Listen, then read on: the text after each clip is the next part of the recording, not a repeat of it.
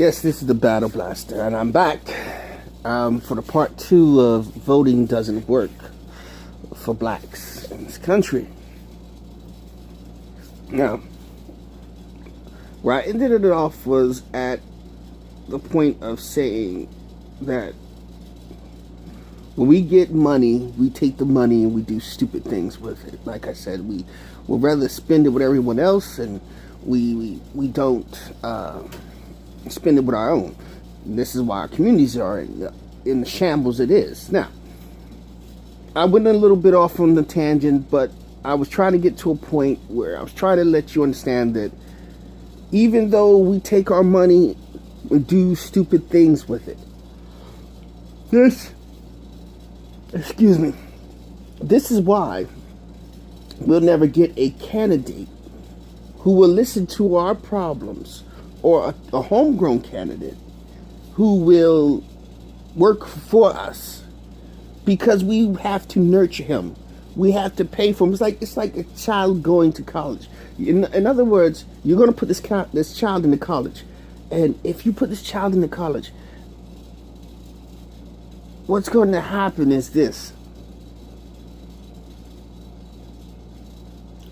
you have to pay. You got to build up the money for years and years and years. So when that child hits college, guess what happens? His first 2 or 3 years are paid for. Or sometimes his whole 4 years are paid up. So in other words, for us as black people, we would have to sit back, do the groundwork, and we have to get a bunch of people who feel the same way we feel, and talk to their friends and talk to their people in their neighborhood, and we get our own grassroots running, and we say we want to run a person for the U.S. Senate. We want to get someone to run in for the U.S. Senate. I know a gentleman. His name is Jeff Bradley or whatever. A black man by the name of Jeff Bradley. And Jeff Bradley is a good guy. He's this, that, and the other, because now you've done your research on this guy. If you've done your research. See, some people don't want to do their research. So, if you do your research on him, and you find out he's a good guy, or you know this person, and you tell people, and you take Jeff out to meet a lot of people, and you say, look, Jeff, we have the same grievances. We want better schooling. We want better jobs. We want better housing. We want to be able to build our community and keep our communities for us. See, because if you ever notice, when they do regentrification,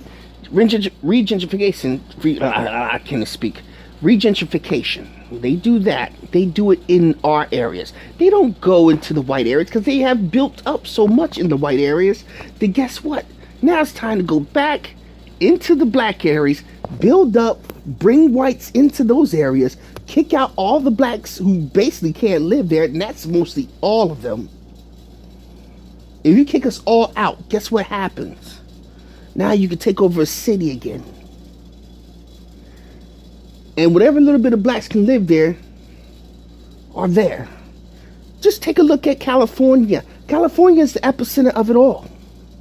Look at it. Just look.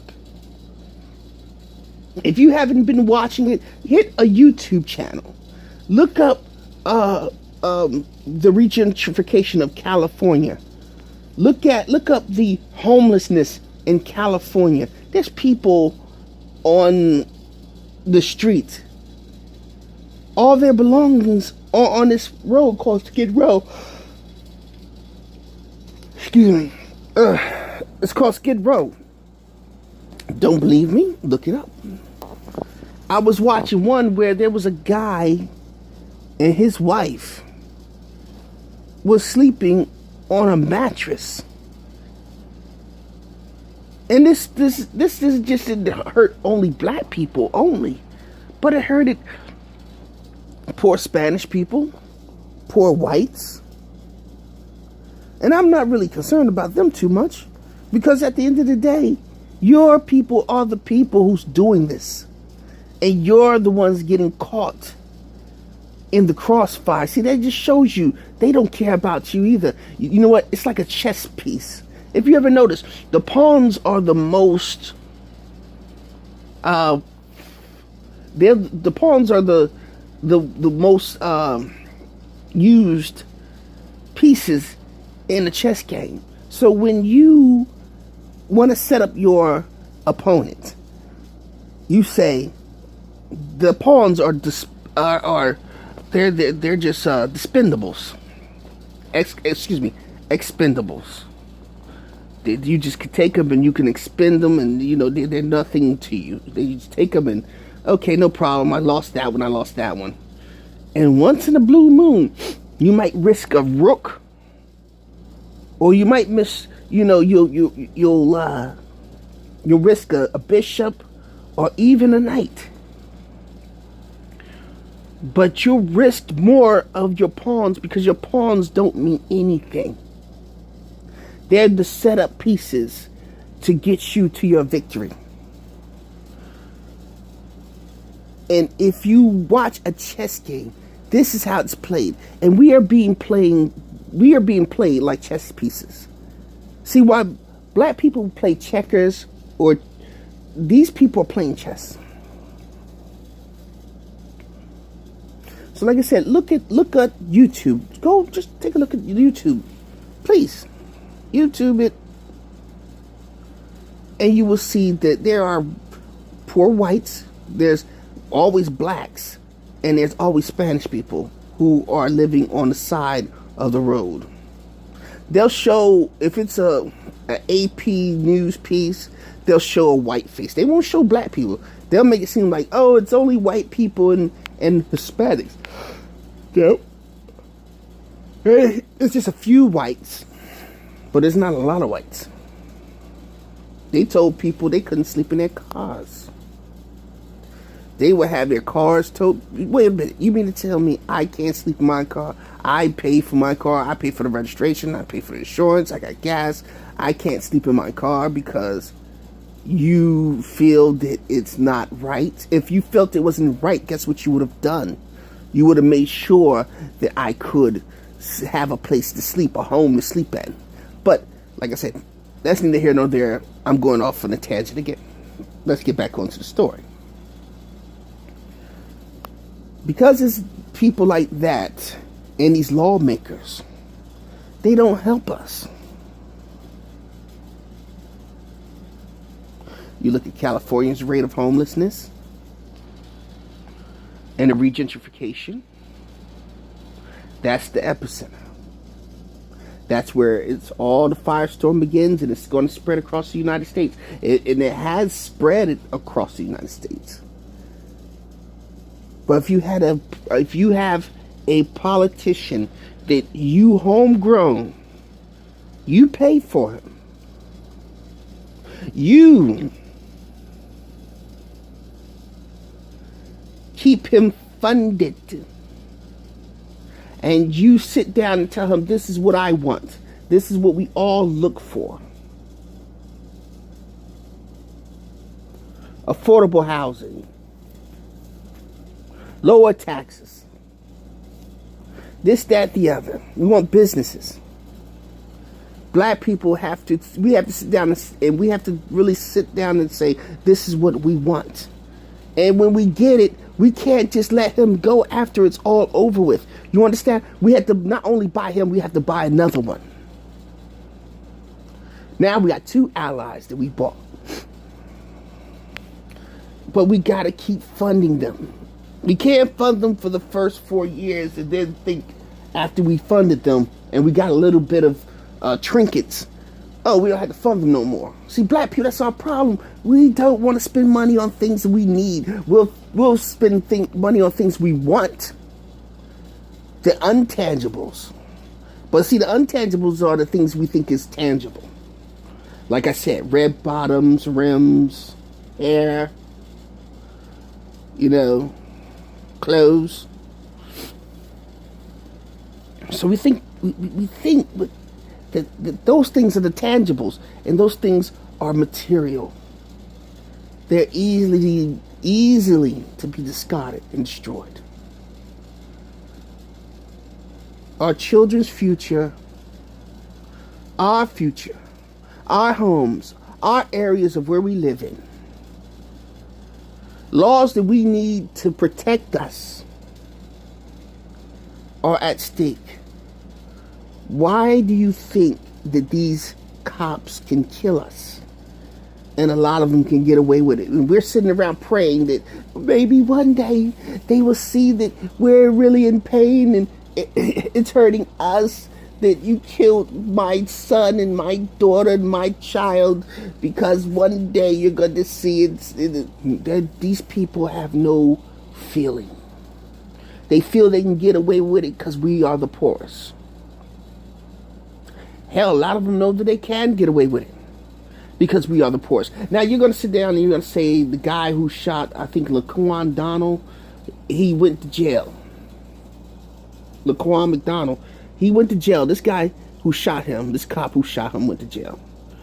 Let's find out how long he actually stays in jail, okay? Remember the two black gentlemen who shot they were the cops. They shot the guy who was trying to kill him, ran him over with a car.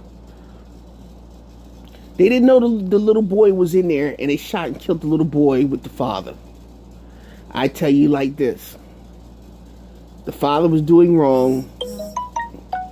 He deserved to die. And if his child was caught up in the crossfire, then so be it, because he was not a good father. And those cops are in jail now, defending themselves, defending their lives against a terrorist. Yes, I call this white piece of shit a terrorist, because he was. Since you are so much about the blue lives matter, you're so much about cops. See, when it comes to white cops, that's the one you're worried about. Black cops, there was a story on a black cop that was shot and killed trying to, defending, he was, what he was doing? He was fighting, it was a firefight between him and a white guy. And it was, he got shot and got killed. But no one talks about this. Just like the Kroger store. I found out that there was a black guy exchanging fire trying to save people in the store. And they never talked about it. I just heard about it today on YouTube. See, YouTube is a great piece to listen to, because you'll never hear these things on white media. We are the bad guys to these people. This is why we need to put our money together. We need to put our money together and fund a candidate to speak for us. And in the process, we get the tangible things that we need. We do need our own media. And if we fund it ourselves, we can have our own media. But when it comes to voting people, it doesn't work for us because we don't put the money behind the candidate. We give our votes away freely. We never, and ask yourself, when you vote, go out and vote, do you go and talk to somebody and say, hey, this is what I want? Or you just say, oh, I'm voting for him because he's Democrat. Oh, I'm voting for her because she's Democrat. Or I'm voting for this person because they Republican. Oh, I'm voting for that person because they rich and they famous. Really, I'm asking you, really put this into your mind. Ask this question to you, because I'm saying it as lamely as I can. If you're that stupid, then you do not belong on YouTube. You do not belong listening to me. You do not belong listening to anyone. You need to stay in your stupid little life and just wander like sheep for the rest of your life, because that's what you are. You're a sheep, and you do sheep shit. So go out in the pasture and graze the damn grass and just do sheep shit, because that's what you're doing right now. You're doing stupid shit. You're doing unwillfully. Let's play this. You're doing it willfully, not unwillfully. You're doing it willfully. You're going out, giving a vote, and saying, My vote counts. No, it doesn't. Because they don't come to you and talk to you. They do not say, we are going to offer you this. We're going to give you tangibles. We're going to give you stuff that is specifically for blacks in this neighborhood, in this city, in this state. We're going to protect blacks in this state, in this city, in this township, in this county. They do not, and I repeat, they do not offer us anything. We get the crumbs after everybody got what they wanted, after the white women and the white men got what they want, after the Spanish and every other culture gets theirs. Remember, we're the last one to run the ladder. So we get the little crumbs to fall down, and we're out there fighting for it. Oh, give me, like just animals. Black people, it's time for us to change our way of thinking, change the way we vote, and we should all have some type of individual that we can talk to. And if we had to start it ourselves, we need people, at least about 20 to 50 people in the neighborhood who can go out, knock on doors, start talking, explaining how voting works. See, black people, like I told you, we'll spend money for stupid shit. If I were to knock on the door right now and told you right now that I'm selling weave, I'm selling sneakers, you know how many black people will buy those things, the smallest shit? And I hate to use those two terms, but those are the two terms that I think a lot of people will understand. I got that bundle of Brazilian. I got those new Jordans. Word. Yeah. $50. And you would give it to me blindly. Oh, you got something for my son? You got my son pair right there? You got a pair of 8 for my son? Yeah, I need that Yaki. I need 3 bundles of that Yaki. Girl, I'm going out tonight. I got my Yaki in. Instead of you taking care of your own hair, instead of you buying you a pair of affordable, good sneakers that will last you, you rather have a name brand. You rather have something that isn't necessarily necessary, if I can put it that way.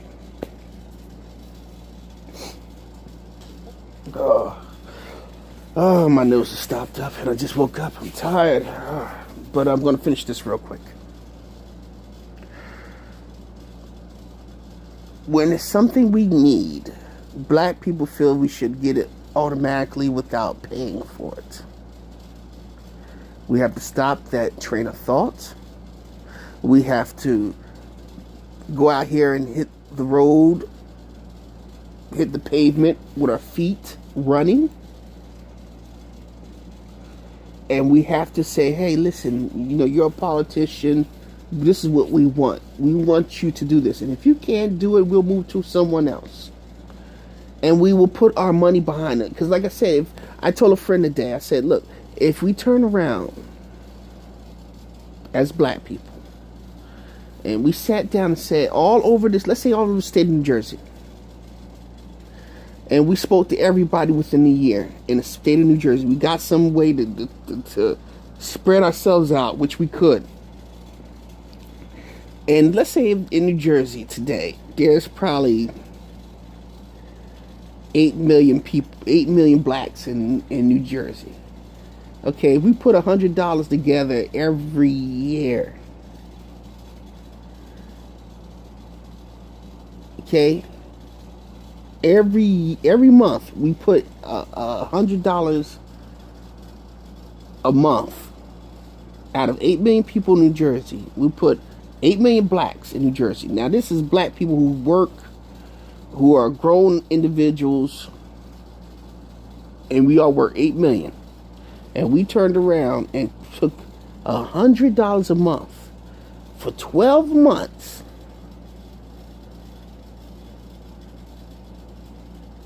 You know how much money you would have?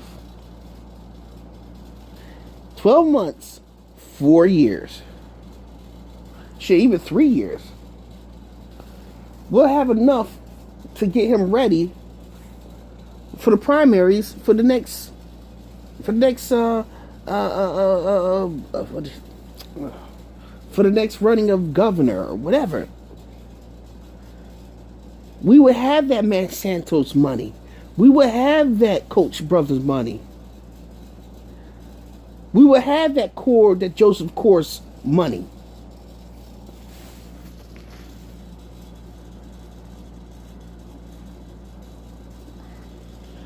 You understand? We would have that bigwig money, and what we do, we keep putting money into the pot, so this way we can keep him lubed up.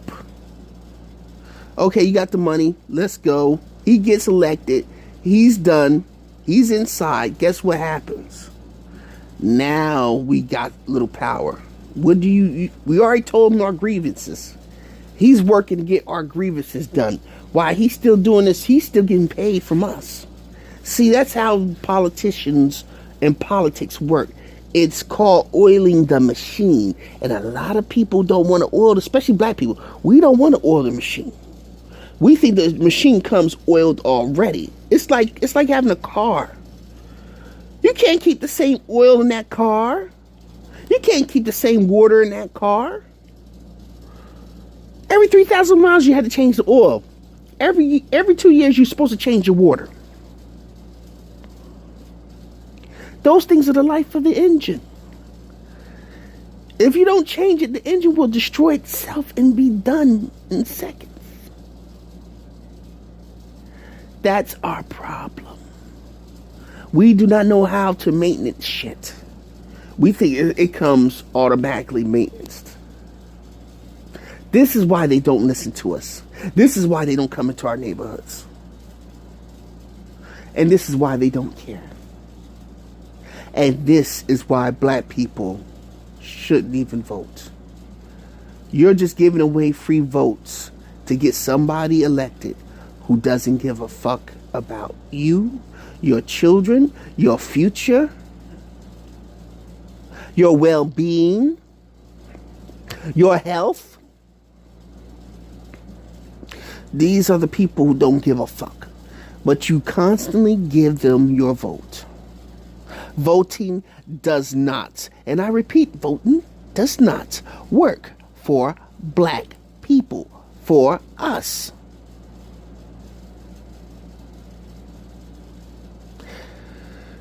To get it to work for us, I just gave you the solution. Go out, and every black person, if you, like I said, if you living in Nebraska, you find out how many blacks are living in Nebraska. You find out how many black people are living in Philadelphia. You find out how many black people live in whatever the hell you live at. You find out how many you are. All you got to do, you know what's so funny? It's on your fucking smartphone.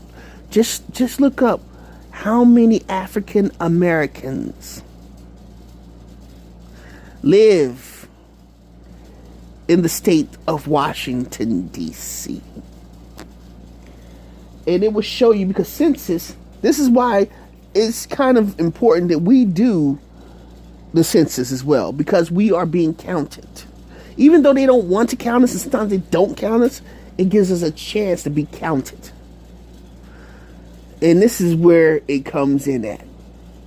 When you start looking up how many black residents are there in North Carolina or wherever you are, and you start looking up and you start seeing those things. Okay, how many whites? How many blacks? Okay, it's not too many black people, but there's a hell of a lot of black people. Okay, great.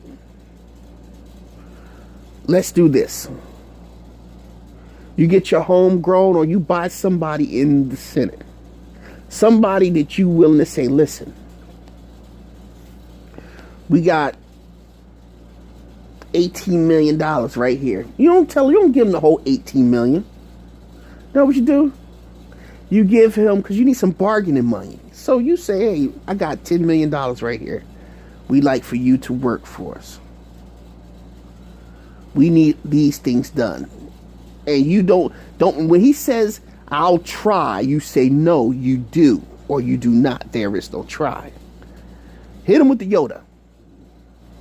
If he tells you he can't do it, you know what you do? You go someone else. See, Coach Brothers and those guys, like I said, all those Monsantos and everybody like those guys, they got millions and millions of dollars. So they can give them $150 million. They can give them $200 million. Yeah, I want you to do this and I want you to do that. But if we, like I said, if we can kick up $100 and we can save it for 4 years for the next election, and we put it in, we have people who's trustworthy to put it in the bank and not mess with it, we can have 800 and something million or half a $500 million in the bank for 4 years or whatever, or $250 million in the bank. Now we can go and buy that son of a bitch for a season, for a 4-year run. Oh yeah, Coors gave me $200 million. Really? They give you $200 million? Well, we're gonna give you $400 million. Or we're gonna give you $300 million. Bloop. He'll go back to Coors. Oh, they give me $300 million. Sometimes they won't even do it. But those are the type of people, they're so greedy. Oh yeah, you got opposition. You got these black people giving me $300 million. Oh, we're gonna give you 500. All right, we got 7. We could have $1 billion in the bank. We're gonna give you 7. See, they have what they call, how you say it? Oh man, unexhaustible income. Their funds are unexhaustible, which means they could just give until they just say fuck it. We would have an exhaustible one. We would have probably, like I said, $250 million, or probably even sometimes $1 billion. But if you give them guys $500 million and say, hey, this is what we got, let's go to work, they'll take your money, and then Coors will come up behind them and give them another 600, and then they turn around, they'll do for Coors, and you be ass out. No, that's why we need somebody on the grassroots level who's going to work for us. Trust me, that's the only way it's going to work. But that's neither here nor there. I just gave y'all the rundown. If you believe what I'm saying, or you want to, because a lot of people feel like I'm blowing smoke up your ass, be my guest. Be my guest. Some people gonna think that I don't know what the fuck I'm talking about. Whatever the fuck. But just listen to reason. Because I've said it in layman's terms as much as I could say it. See, but like I said, to black people, what I'm talking is fantasy. See, reality is the shit that they feel that it's like praising. Okay, it's like somebody saying God doesn't exist. Okay, how do you know a thought exists? Seriously, how do you know a thought exists? Why? Because you thought it. Right now, I'm thinking. I'm talking. So my thinking has come to a realization of me talking and telling you what I'm thinking right now. Because look, no one ever saw a thought, but you've heard a thought. So when people see about God, oh, I haven't heard, I don't know if God exists. God don't exist. Well, how you know he don't exist? Because he don't say nothing. He don't talk to nobody. How do you know he doesn't talk to you? Think about it. Look at it. Look at this planet. There is some type of supreme being out there, because this place didn't just pop up on its own and say, boop, I exist. Somehow, some way, something or someone had to make this place. They had to create us. And guess what? There is a supreme being. No matter how you slice it, dice it, or serve it. There is a supreme being, because what? You can't see him, you can't hear him, but you can see his work. But anyway, that's neither here nor there. One thing I'm going to end with is this, and I want you to understand this, and I'm gonna cut this down right now. I hear a lot of these rock the votes, and I see a lot of these celebrities on Instagram and Facebook and Twitter telling you to go out and vote. Ask those individuals the same thing I'm asking you. Did those individuals come to you and talk to you? And if they did come and talk to you, you know why they came and talked to you? Because you live in a very nice neighborhood. You give out money. You make sure these people pockets are lined. Ask them about the common man. Did they go out and see the man who basically serves you? The McDonald's worker. The car detailer. The man who cleans the school, the janitors that cleans the schools. Or the janitors who clean the hospitals. Or the man who sits behind the cash register and takes your money at the drugstore. You know, or the you know what I mean, the people, just the truck driver. You know what I mean, the nurse's aide, the nurses. You know, you have to sit back and talk to those people, because those are the real people of this country. Not the celebrities. The celebrities are the people who keeps people in that sheep mentality form. They're the people who help.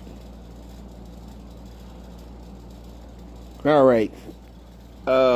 This is the Battle Blast. I'm gonna sign off right now, and I hope you guys got the message, because I just gave it to you, motherfuckers. All right. This is the Battle Blaster, and I'm out. Peace.